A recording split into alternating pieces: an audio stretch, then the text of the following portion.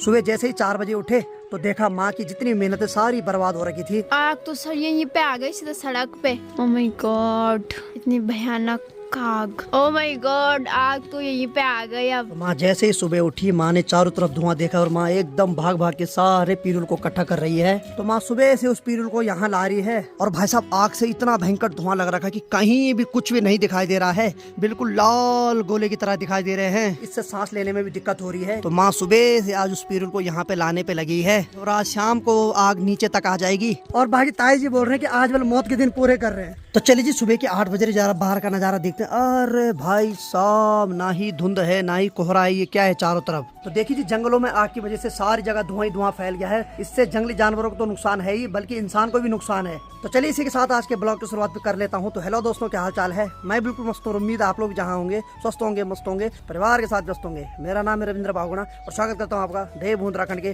पट्टी गाजड़ा के धौंतरी गाँव से। तो कल रात ठीक उस पहाड़ी के पीछे आग लग रही थी और ठीक यहाँ पे आग लग रही थी। रात को इतनी आग ज्यादा फैली कि देखो चारों तरफ धुआं ही धुआं दिखाई दे रहा है और सामने जो कोनगढ़ गांव है वो भी बिल्कुल नजर नहीं आ रहा है। और वहाँ तो आग लगी रही थी, बल्कि किसी ने इधर साइड जो जंगल है इनके पीछे भी किसी ने आग लगा दी है। इस आग की वजह से क्या हो रहा है कि जैसे ही मैं सुबह उठा तो बाहर देख रहा हूँ तो चारों तरफ धुआं ही धुआं दिखाई दे रहा है। बाकी माँ ने एक जगह पे पीरुल इकट्ठा कर रखा था, माँ उसको लेने जा रही है। तो माँ ने जो पीरुल है वो सामने पे उस सड़क के नीचे पे इकट्ठा करके रखा हुआ है। तो माँ ने सोचा वहाँ पे जमा करके रखूंगी तो धीरे धीरे 2-2 दिन में यहाँ लाती रहूंगी। लेकिन जंगलों में आग की वजह से अब उस पीरुल के लिए भी खतरा हो गया है, क्योंकि आग आज शाम तक यहाँ तक फैल जाएगी। और वो जो पीरुल होता है वो मदली और बिंदु के नीचे बिछाने के काम आता है। तो माँ सुबह से उस पीरुल को यहाँ ला रही है और भाई साहब आग से इतना भयंकर धुआं लग रखा कि कहीं भी कुछ भी नहीं दिखाई दे रहा है। ठीक सामने देखिए मौसम बिल्कुल साफ है, लेकिन सामने देखिए सूर्य देव कैसे दिखाई दे रहे हैं, अभी बिल्कुल लाल गोले की तरह दिखाई दे रहे हैं। ऐसा लग रहा है मानो किसी ने ऊपर एक टॉर्च रखा हुआ है और उसी से थोड़ा बहुत उजाला हो रहा है। यानी कि सूर्य देव का जो प्रकाश है हमारे शरीर पे बिल्कुल भी कोई महसूस नहीं हो रहा है। और सच बताऊं तो ये धुआं इतना ज्यादा फैल रखा है, इससे सांस लेने में भी दिक्कत हो रही है। यानी कि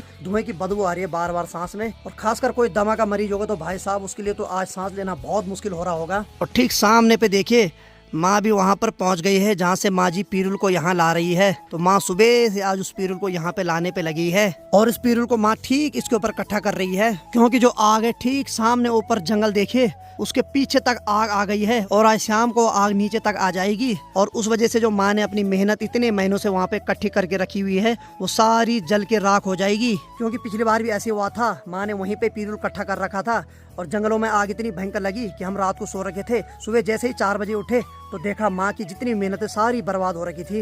यानी कि वो जो पीरुल था सारा जल के राख हो रखा था। और मदली और बिंदु की नजर ठीक वहीं पर जा रही है, क्योंकि इनको पता है कि माँ जी ठीक सामने पे दिखाई दे रही है। तो आज अनीता की छुट्टी है, तो अनीता ने आज गर्मा गर्म चाय दे दी है। बहुत बहुत धन्यवाद जी। बाल कम हो गया।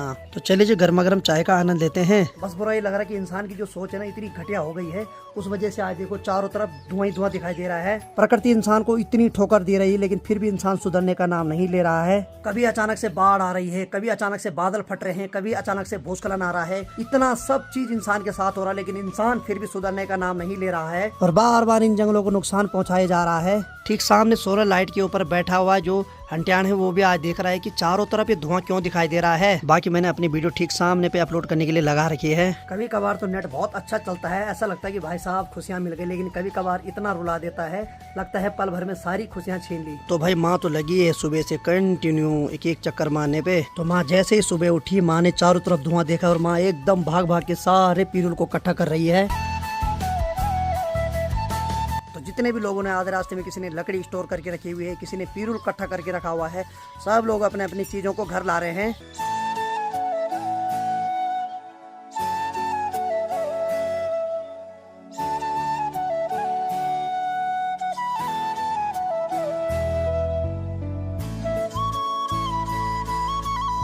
और बाकी बाहर तो मौसम खराब है, लेकिन भाई साहब अनीता ने सुबह गर्मा गर्म नाश्ता बना दिया और आज नाश्ते में है राजमा की दाल। और ये जो राजमा की दाल है रात को भिगोने डाल दी थी, नहीं तो भाई साहब ये पूरा गैस खत्म कर देगी। और मस्त गर्मा गर्म रोटी बना दी है। धन्यवाद जी। वेलकम। नहीं वो तो मेरा फर्ज था। ए पापा, अच्छा तब ठीक है। चलिए अब टेस्टी टेस्टी नाश्ते का आनंद लेते हैं।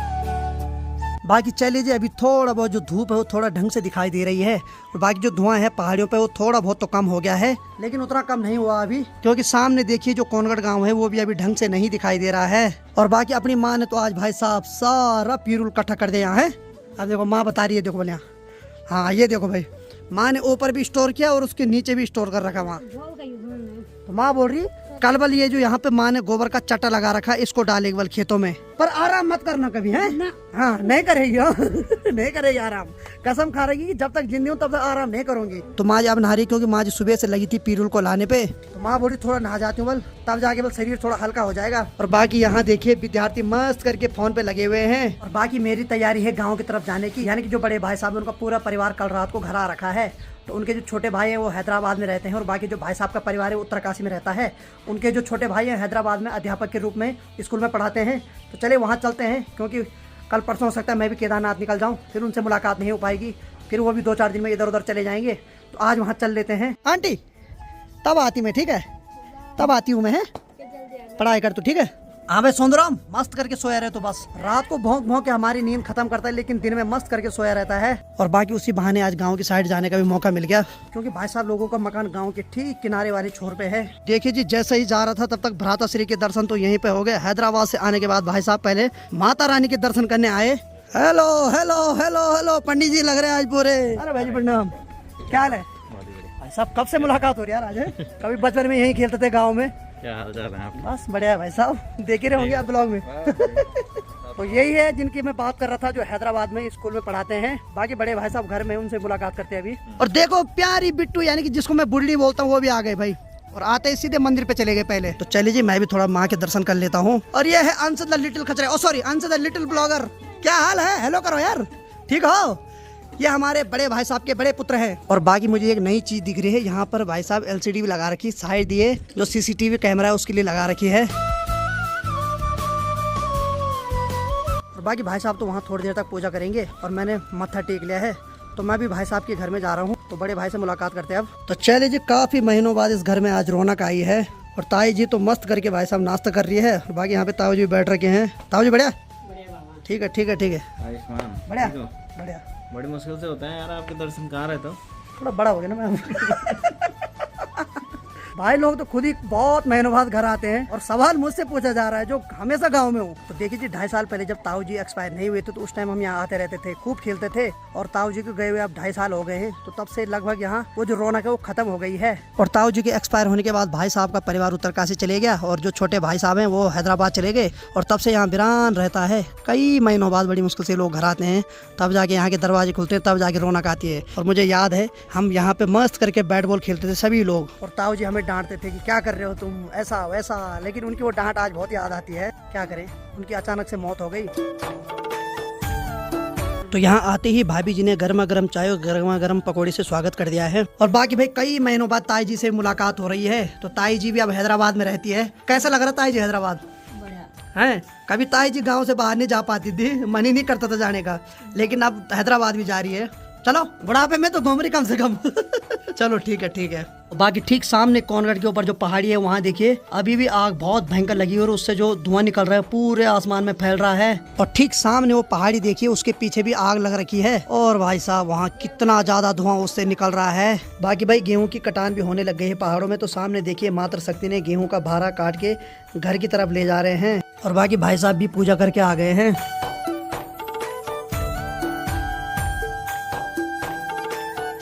तो ठीक सामने वाली पहाड़ी पर देखिए वहाँ भी अभी किसी ने आग जला दी और देखो आग कितनी भयंकर धधक रही है। तो समय अभी दिन की 1 बज रही है और मैं यहाँ लगभग 10:30 बजे के लगभग आ गया था और 2-3 घंटे का भाई साहब यहाँ पता ही नहीं चला। और अभी मैं रवि भाई के साथ मार्केट जा रहा हूँ, क्योंकि ताई जी का कुछ बैंक में काम है, तो वो भी निपटा लेते हैं जरा अब, क्योंकि कुछ दिन बाद ताई जी ने फिर से हैदराबाद जाना है।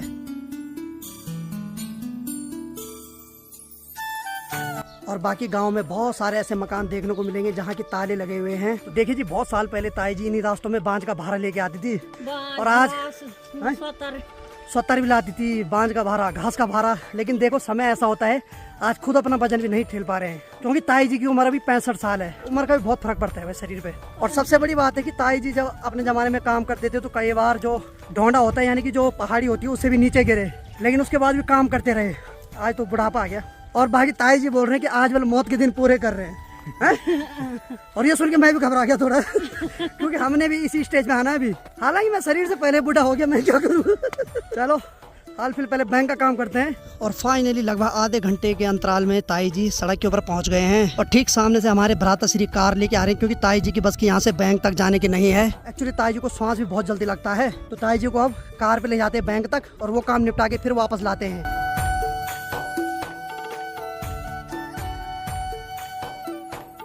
तो चलिए जी, फाइनली हम बैंक के सामने पे आ गए हैं। अब बैंक का काम निपटाते हैं।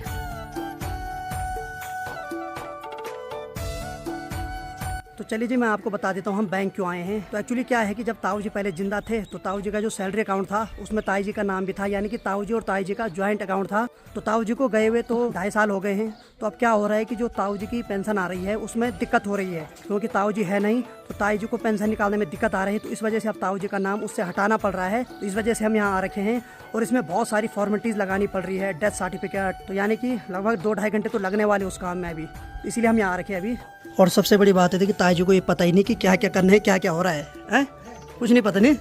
तो सबसे पहले जो डेथ सर्टिफिकेट है वो यहाँ से निकाल रहे हैं हम। बाकी चलिए जी, मृत्यु प्रमाण भी निकाल दिया है और एप्लीकेशन भी लिख दी है। अब ये सारी फॉर्मेलिटी बैंक में जमा करते हैं।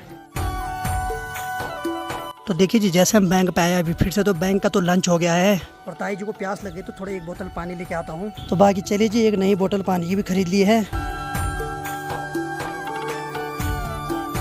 बाकी चलिए जी, हम 1:30 बजे बैंक आए थे और बाकी अभी 3:30 हो रहा है, यानी कि पूरे 2 घंटे लगे। अब जाके काम पूरा हो गया। और सबसे अच्छी बात है कि जो हमारे यहाँ बैंक में जितने भी कर्मचारी हैं सब बहुत सपोर्टिव है भाई।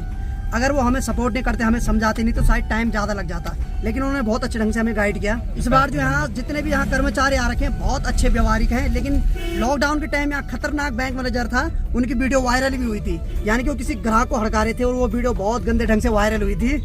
उसके बाद उन्होंने माफी मांगी थी।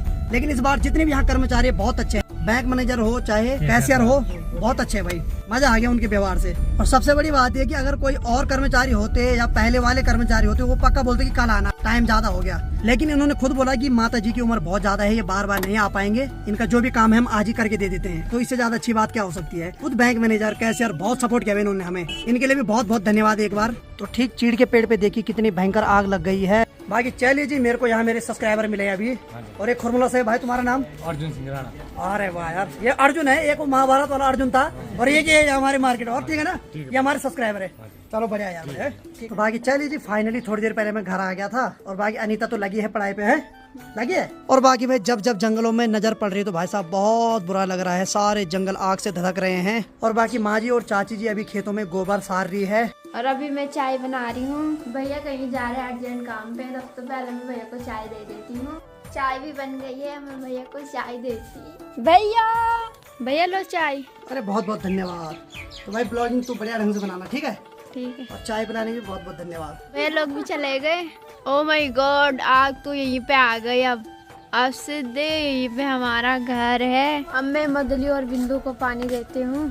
और इधर तो शेरू भी आ रखा, बुआ गोबर लेके जा रही है खेत में। हेलो।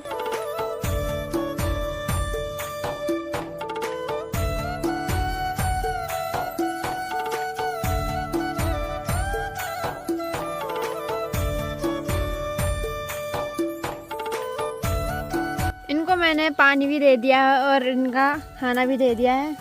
खाना खा लो तुम, ठीक है? चलो थोड़ा हम छत के ऊपर चलते हैं। कब से मैं छत के ऊपर नहीं गई। थोड़ा यहाँ से व्यू देखते हैं। चारों तरफ धुंधली धुआं, धुआं ही धुआं। और यहाँ पे तो आग ही आ गई। देखते हैं कहाँ तक आती है आग। और आजकल हमारे पेड़ पे अखरोट भी लगने लग गए हैं। ये रहा अखरोट। और मेरे साथ शेरू भी आ गया छत के ऊपर, मेरे साथ आता रहता है Sheru. Hello guys, hello hello कर सबके लिए हेलो। शेरू आज शाम के 7 बज चुके हैं और मेरी तैयारी हो गई है पानी जाने के लिए। ये रहा मेरा बंठा और मैं जा रही हूँ धारा। और धारा में मिलता है आपको। बाय। शेरू तू भी आना। शेरू भी आएगा मेरे साथ। बाय। आ गया शेरू।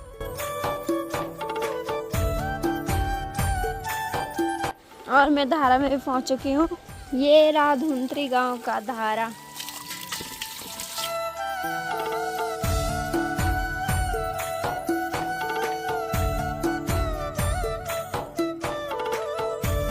मैंने पानी भर लिया और बंठा पे उठा लिया। अब चलते हैं इसी तक घर। और छोटे छोटे बच्चे भी आ रहे पानी के लिए, सब आ गए पानी के लिए। और घर पे पहुंच गई हूँ मैं और थोड़ा पानी पी लेती हूँ। आग तो सर यहीं पे आ गई, सीधा सड़क पे, यहीं पे सड़क है। ओह माय गॉड, इतनी भयानक आग। और शेरों भी देख रहा है कि ये क्या हो गया इस गांव में। और उधर भी लग रखी आग। रात के 10:30 बज गए हैं और बुआ जी कर रही है दादी के साथ बात। और भैया भी आ गए, भैया अभी आ रहे हैं। तो भाई साहब अभी आ रहा हूँ मैं, लगभग 10:30 बज गया है और मेरा जो काम था वो भी निपट गया है। और भाई साहब यहाँ इतनी भयंकर आग लग रखी है ना, अभी तो कम हो गई लेकिन आगे टाइम बहुत ज्यादा आग लगी थी क्योंकि अनीता का फोन आया मुझे। और ठीक सामने पे देखिए कितनी खतरनाक आग लग रखी है। और हमारे मकान के ऊपर देखिए वहाँ जंगलों में भी कितनी खतरनाक आग लग रखी भाई साहब। इससे तो खतरा भी है, यानी कि आज रात हमें चौंक रहना पड़ेगा, नीचे तक ना आए। और यहाँ पे मधुली और बिंदु को बाहर ही बांध रखा है। और आप में से बहुत सारे लोगों के कमेंट आए थे कि मधुली और बिंदु को अंदर बांधिए, उनको बाघ का खतरा है। तो मैं आपको बता देता हूँ, बाघ जो है उन पर अटैक नहीं कर सकता क्योंकि वो घर में ही बांध रखे हैं। और अगर उनको अंदर बांधेंगे तो भाई साहब वो गर्मी से एकदम मर जाएंगे वो, क्योंकि भैंस को बहुत ज्यादा गर्मी लगती है। इसी वजह से उनको आजकल बाहर बांधना पड़ता है। बाकी हमारी इधर साइड में जितने भी लोगों की जिनकी भैंस है सब लोग बाहर ही बांधते हैं आजकल। और हम आज से नहीं, पिछले 15 साल से ऐसे करते आ रहे हैं। इसलिए हमने उधर साइड की लाइट ऑन करी हुई रहती है ताकि कुछ भी होता तो हम तुरंत देख लेते हैं। और भाई अनीता भी इंतजार कर रही थी, अनीता मुझे बार बार फोन कर रही थी और बेचारी सो भी गई थी। नहीं चल सो जा, ठीक है। और बाकी चलिए जी आज की वीडियो को इतना रखते हैं। उम्मीद है आपको आज का वीडियो पसंद आया होगा। वीडियो अगर पसंद आए तो वीडियो को लाइक करो, शेयर करो, अपने पाड़ी भाई को ऐसे प्यार दो जैसे आप दे रहे हैं। मैं रविंद्र भावगुणा मिलता हूँ किसी अगले फनीदार ब्लॉग के साथ। तब तक के लिए जय हिंद, जय देव Uttarakhand, bye bye, good night, take care.